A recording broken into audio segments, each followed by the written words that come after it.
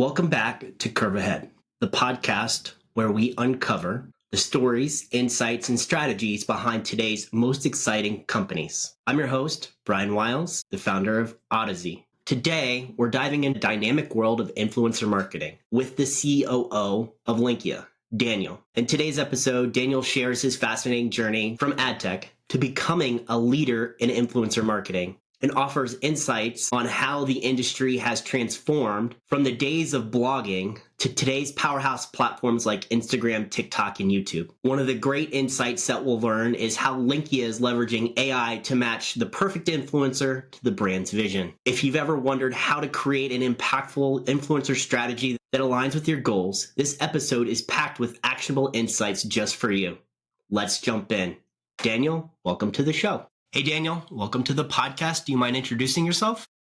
Hey, Brian, absolutely. Daniel Schottland, COO of Linkia. We're an influencer marketing company based out in San Francisco. Can we talk about your background a little bit? I know that you've been with Linkia for about 7 years. They were founded a few years before you had joined, but what led you to become the COO of Linkia?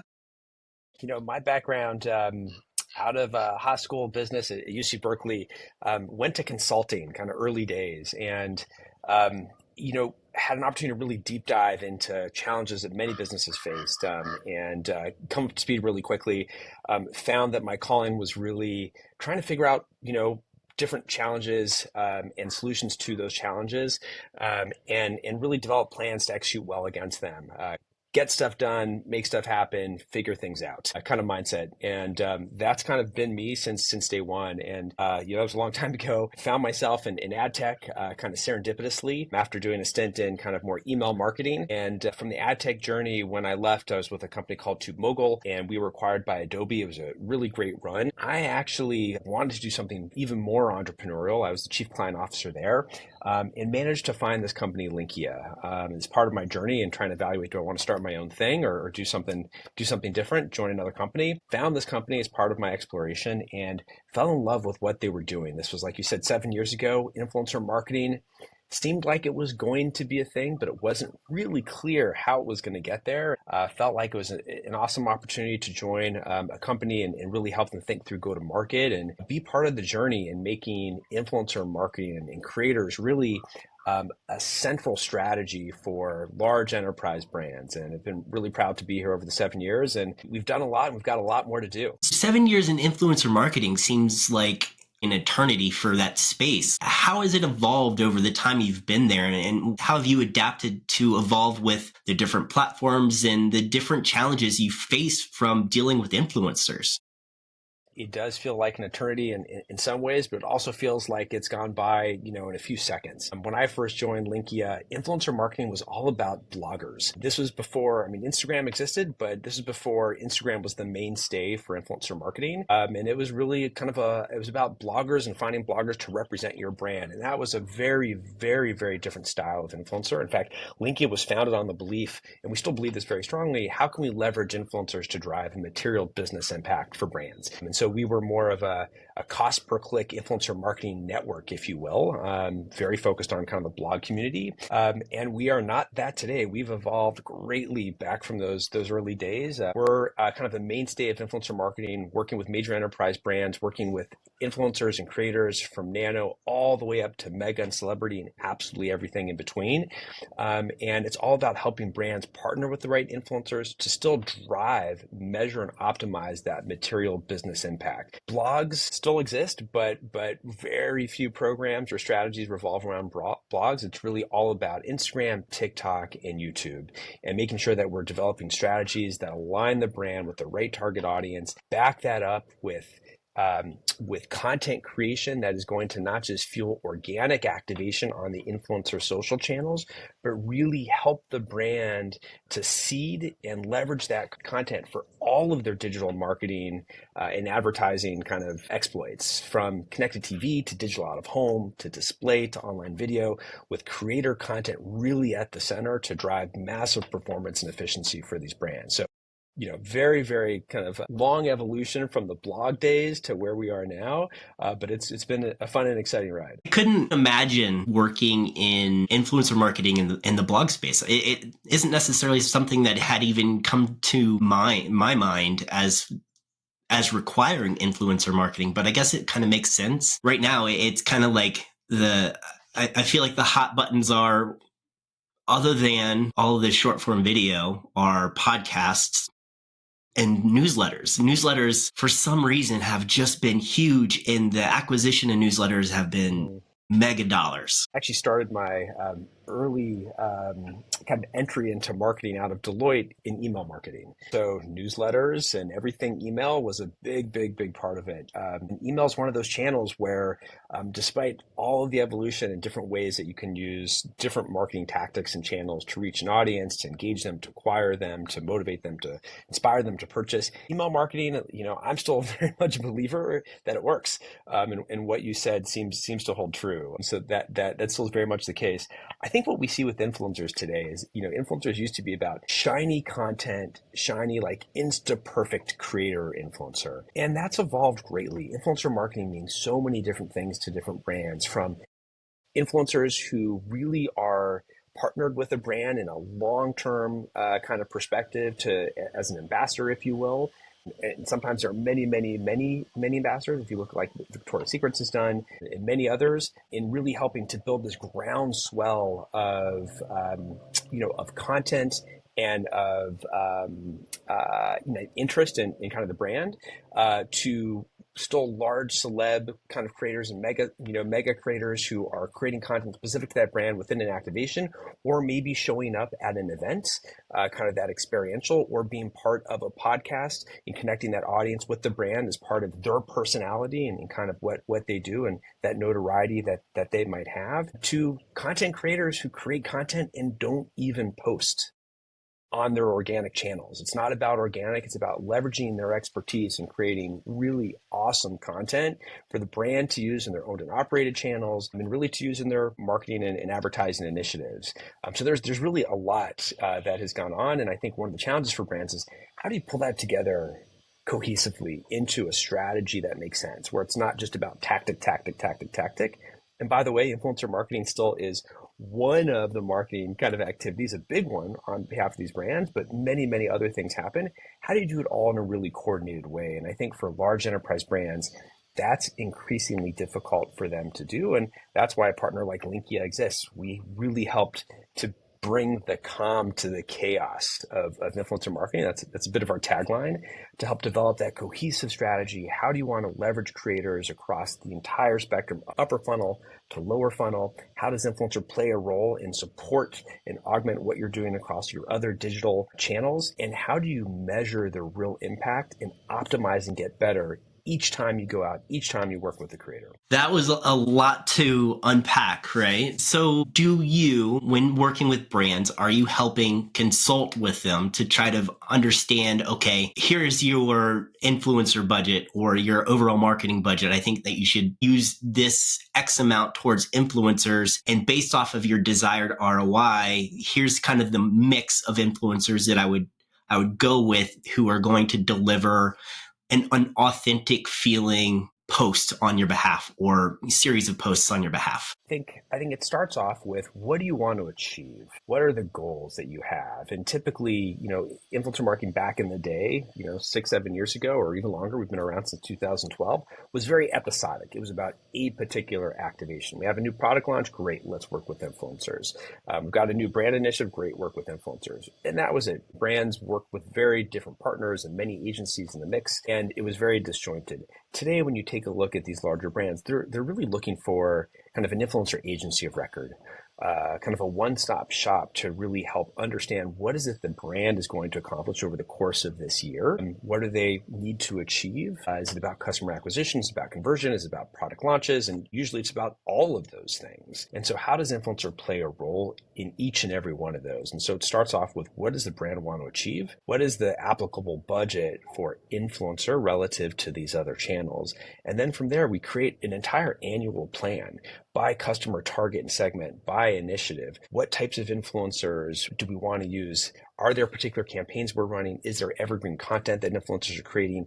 Is there a suite of ambassadors that we want to use so you have that more consistent drumbeat in market? How do we bring experiential into the mix? Where is there an opportunity for influencers to show up? We did some really awesome work with Danone at Coachella for a big activation there. And so how do we bring all that together in a cohesive strategy? And so that's how we kind of start. And then from there, it's really finding the right set of influencers for each one of those kind of line items, if you will, making sure that we have them on board and they're the right ones to partner, and we could get into the technology that we have to be able to do that. But it's art and science, kind of making that happen efficiently and effectively and productively for the brands. But that's kind of how it starts. And then we take it from there through to activation, through to reporting and analysis. And the big thing is improvement. It feels like so much of what you see in influencer marketing is chasing trends and then rinsing and repeating. And I think for consumers, for those of us who follow social, it gets a little stale after a while. You got to find what's new. You got to push the envelope. It's still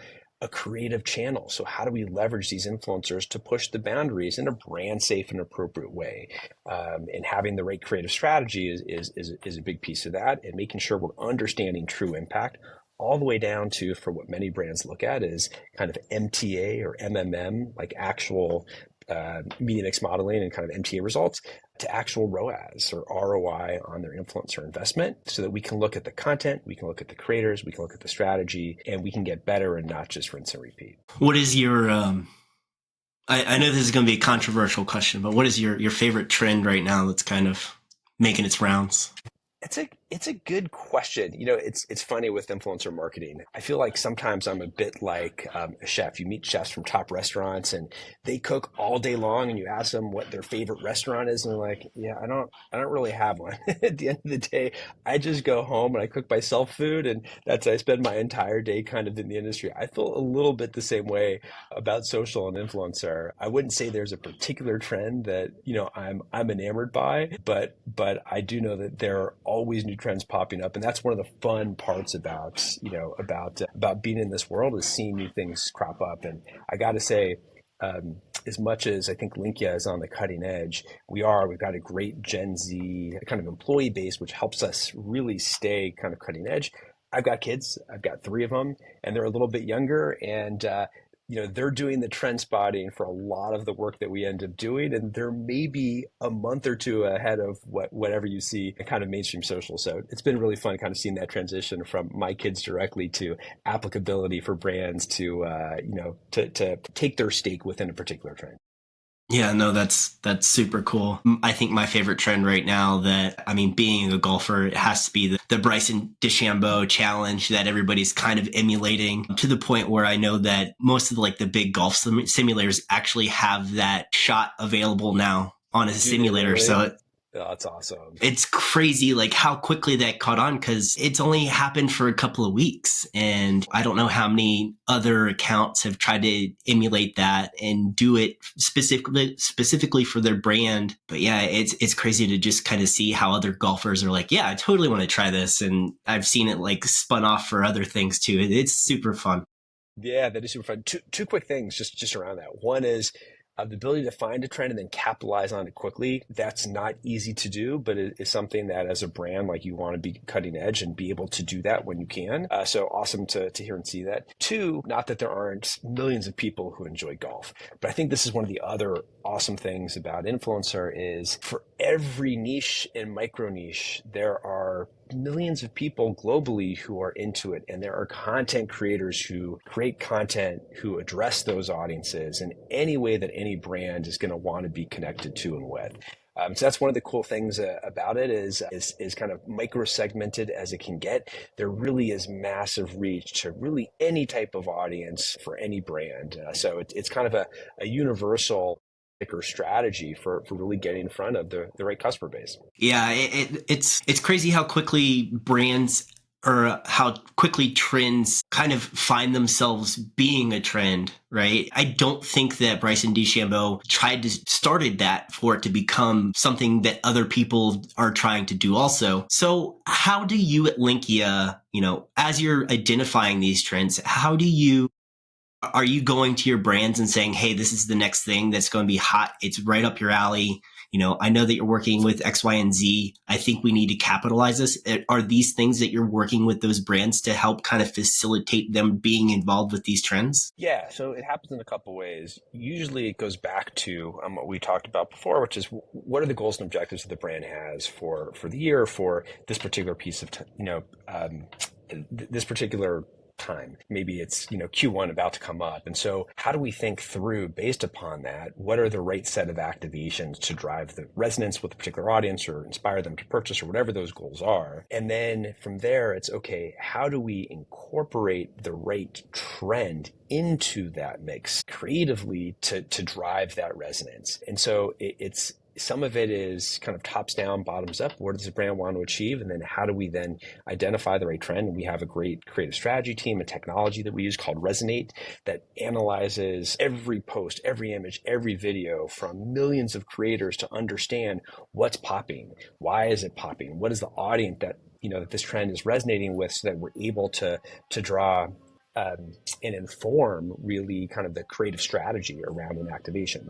So that's generally the way it's done. There are times though where we look out and we go, and this trend is popping. What's the right brand for us to work with? How do we bring this to a brand? They haven't seen it yet. How do we bring it to them and do something smart? And we literally just did this for Colgate with a kind of a bachelorette moment in capitalizing on an immediate cultural trend, bringing that to light in an activation. Very cool. So you had mentioned your analytics. How do you use the data from the analytics to help drive whatever the brand is looking to do, as well as help the influencer as well kind of grow their audience, as you have these tools available to you based off of what they're doing?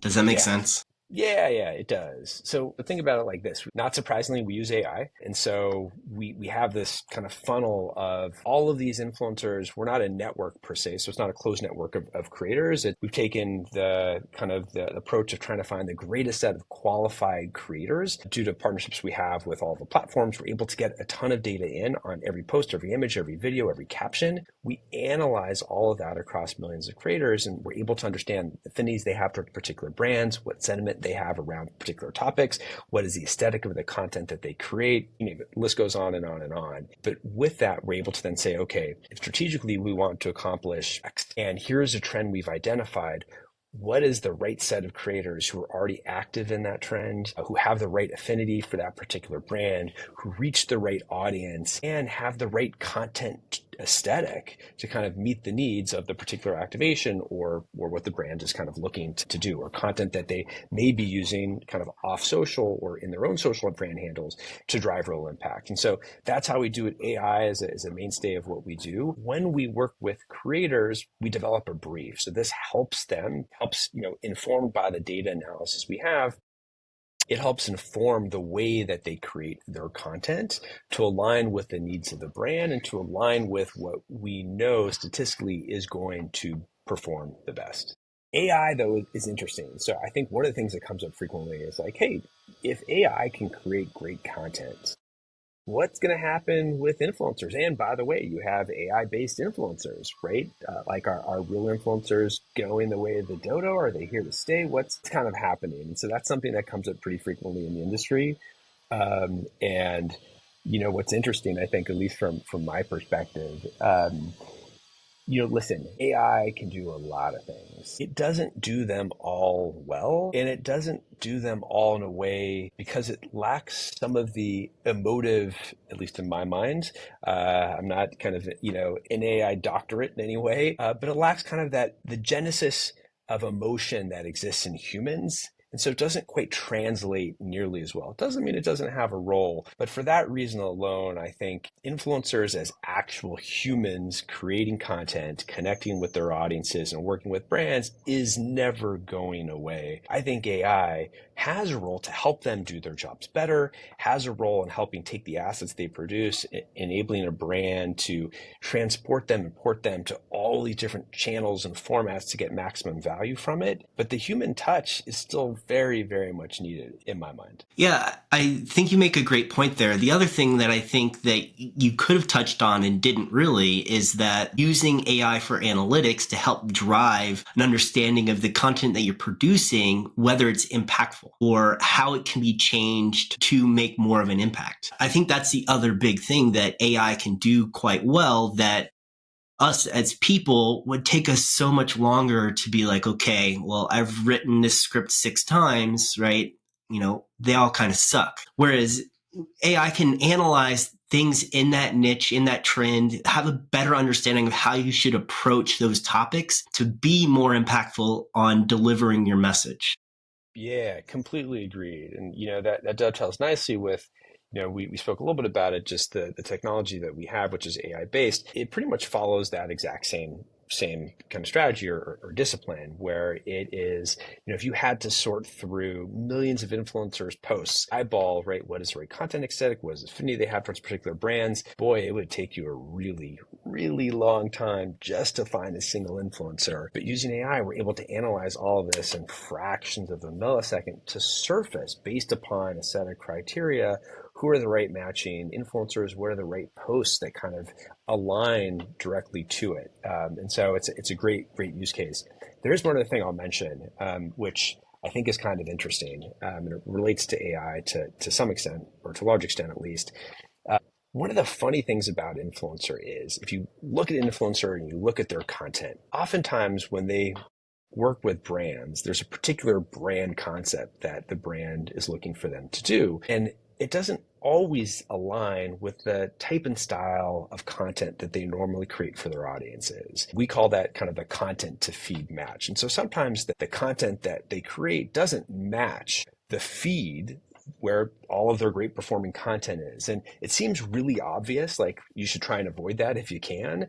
But the way influencer marketing, generally has worked, it happens quite frequently. And so that's one of the things AI can really help with is for a particular creative concept, identify specific influencers based upon the feed that they have, where the best performing content of their feed aligns with directly the creative concept, or flip it around.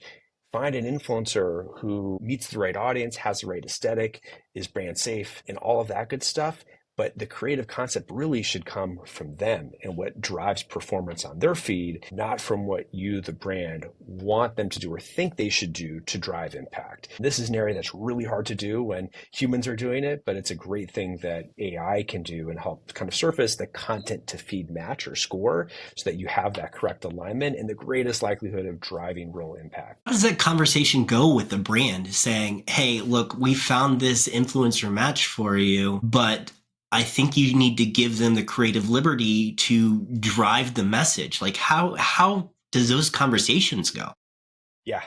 It's been a big evolution from brands having to control literally every aspect of every small detail from a kind of creator content lens to giving more flexibility where there's a set of guidelines, do's and don'ts you have to adhere to. But what we tend to see now, it's not every brand. When you look at highly regulated industries, pharma, financial services, alcohol, you need to be a little bit more exacting there for kind of legal and compliance reasons. But even then, you can still shape the conversation versus having to dictate it exactly. Having a set of guardrails for the creators to align with, but giving them the flexibility to create the content that is going to drive the best performance with their particular audience. And we're seeing from brands that they're looking for this because they see when they dictate too much, that kind of content to feed match score is low and the content just doesn't perform nearly as well. And so when you're able to look at data, A versus B, high content to feed match, low content to feed match, one clearly performs a lot better. And at the end of the day, if brands are investing money in this,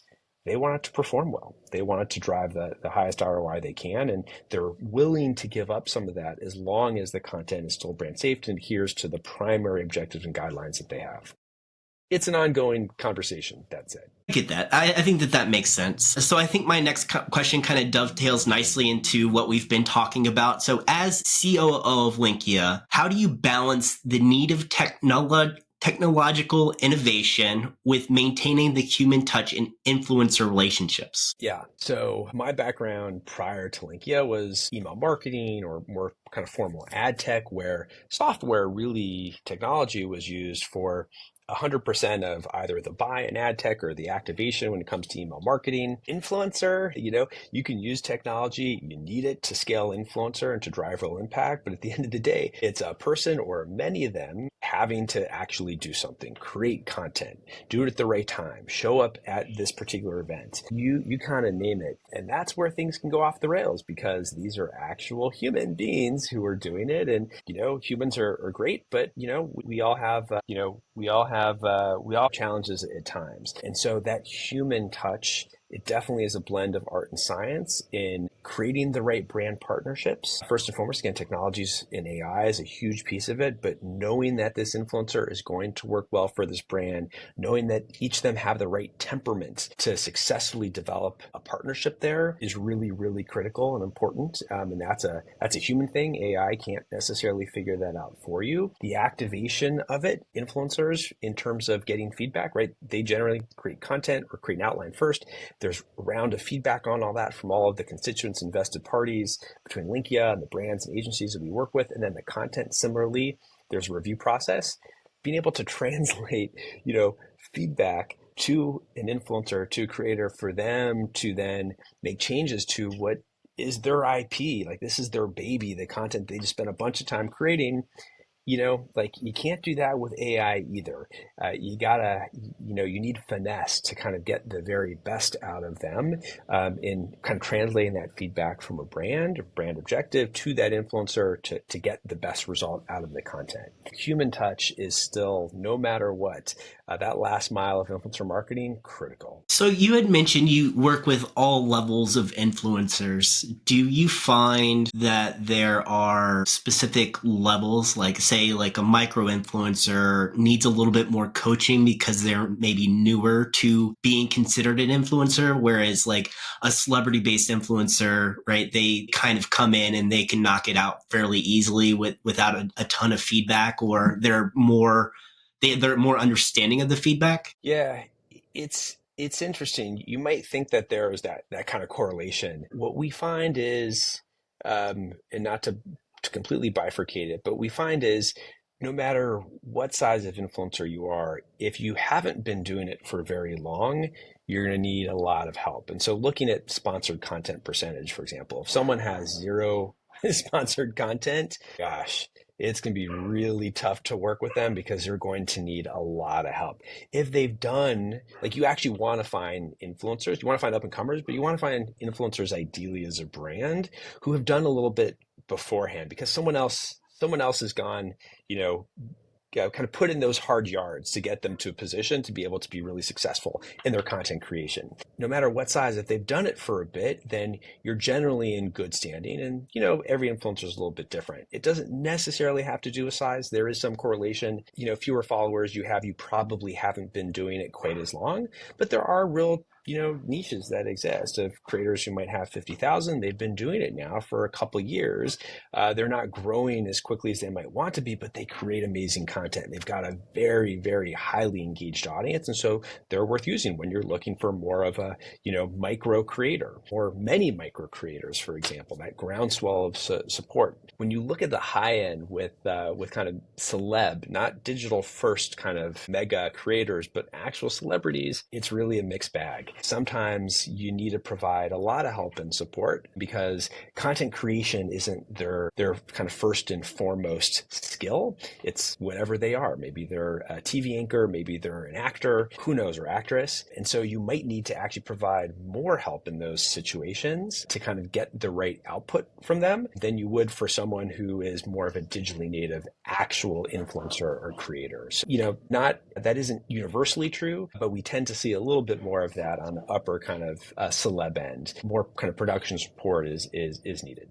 That makes sense, right? Because if you think about someone who's digital native when it comes to making content, they've probably started relatively scrappy, probably with a cell phone and a ring light, like no different than a lot of people kind of start out. And then as they've gained notoriety, their equipment can become more complex. They can hire videographers, they can hire editors, but like they started doing it all themselves. Whereas someone who may have done something else previously has always kind of had that stuff done for them. And they may not necessarily be as familiar with having to stand in front of an iPhone and make content. That's exactly right. It's not their primary craft versus those who are, have built a massive following as a creator of this type of content. They've honed that craft over, sometimes years, sometimes months, depending upon how quickly people grow.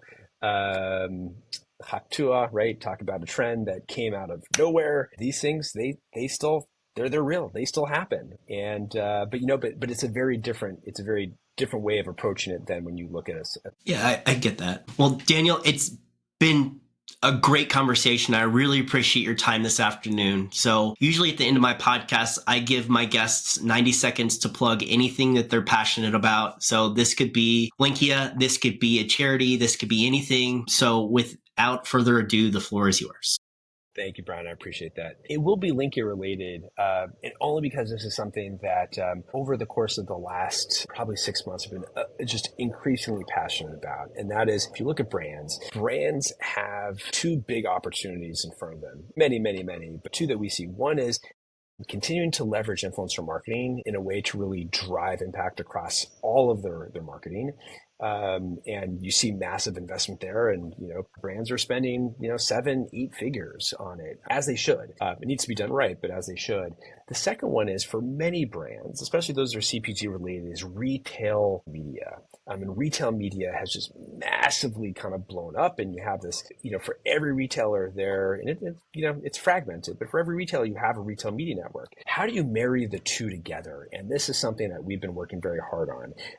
Influencer marketing is one of those things that tends to be very bespoke. It's difficult to do for retail marketing type or shopper style initiative. And it feels like just in the last few months, we've cracked the code on how to do it, how to leverage creators to create content at scale for retail media initiatives, whether that's at kind of the Albertsons Media Collective, or it's Walmart Connect, or it's Roundel, you name it, being able to leverage creators, the right creators that are native to that particular retailer, to the right brands based upon category and style and type of product and audience that they're looking to reach, to create that content. And to me, it feels like this beautiful marriage that no one, or maybe no one's, it's not that no one's thinking about it. They're starting to think about it, but it feels great that we've been a little bit ahead of the curve there, and so excited to be able to kind of take this to market and, trying to work with many retailers to help them really accelerate investment from the brands, the manufacturers they work with, and supersize kind of their impact and the performance of their retail media networks,